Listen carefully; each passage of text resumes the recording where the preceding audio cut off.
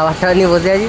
একটা প্রবলেম হয়ে গেছে, আমি ওকে বলেছিলাম বারবার যে আমি এই প্রথমবার ডানাতে নেল এক্সটেনশন করেছি, তাও আবার কোনো ডার্ক কালার না, মিল্কি হোয়াইট কালার।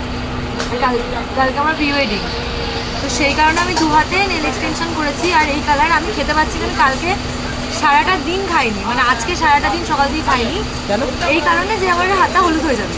শুধুমাত্র কফি খেয়েছি আর কিচ্ছু খাইনি, আর সেই জায়গায় আজকে আমি খেতে বসেছি। আর এখানে দেখা এই আলু ভাজাটা অনেক পরিমাণে হলুদ আর তেল আছে, এই যে হলুদ, তো আমি জাস্ট একটুখানি এই যে হলুদ।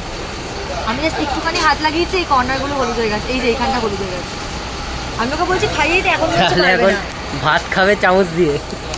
আমি প্রথমবার খাচ্ছি। চামচ দিয়ে খাচ্ছ খাও, আর 15 মিনিট পর বাচ্চা।